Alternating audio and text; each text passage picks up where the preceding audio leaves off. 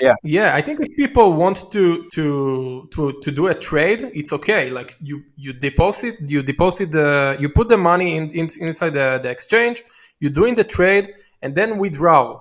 Then you just go take the money out and from the exchange, and it's okay. But when people like holding their money inside the exchanges, I think it's a bad.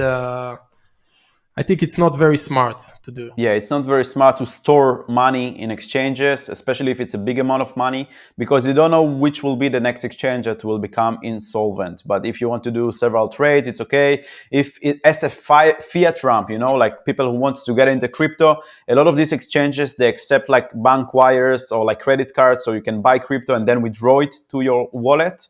And what is the alternative? Like, what do people do instead of using centralized exchanges? I think decentralized, like Uniswap, for example, all the decentralized swapping platforms are very, very, very good, Yeah, very but great. this is the problem because you and I were familiar with it. We're familiar with custodial wallets, with Uniswap, with MetaMask wallet, with Trust wallet, with Ledger, with hardware wallets. But most people have no idea. They just want to buy Shiba Inu. They just want to buy Yeah, Dogecoin. They don't know. They say, okay, they see an Binance ad and they tell them, okay, buy Shiba Inu now, put your credit cards, they open account, and yeah, I have Shiba Inu and it's safe. And then one day Binance is dead.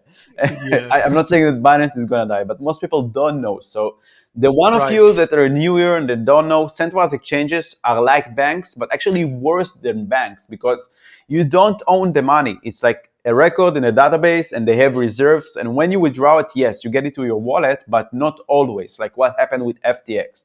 That's why the solution would be save your money yourself in your own wallet. So if you want to use like less secure wallet, you can use something called hot wallet. What is hot? It means that it's connected to the internet. It's on your computer. The private key, the recovery password is in your memory of the computer, which touches the internet theoretically. This is like Mhm. MetaMask wallet, Trust wallet, Coin98, SafePile, all these kind of wallets. But if you want to level up your security and if you have big amount of crypto, you want to invest, I don't know, something that is more significant than $1,000 or $500, then you should get a hardware wallet. What is a hardware wallet? Ledger device, Trezor wallet. This way, the wallet is not actually in your computer, but it's like a separate device, separate operating system, and it's much safer, especially if you hold big amount of money. And if you want, you can use the link in the description below to get a special discount for Ledger wallet. This is the wallet that I'm using, but I'm recommending because it's an amazing product. So definitely, if you have a significant amount of money, use the link to get a Ledger right now. Mhm. Yeah, so Nitzan and I definitely don't use centralized exchanges, maybe sometimes for bridges or for like trades and swaps. Yeah, And yeah, yeah. Sometimes the trades are much cheaper inside the centralized exchanges. So sometimes sometimes you have to use a centralized exchange, but I'm not holding the money inside there.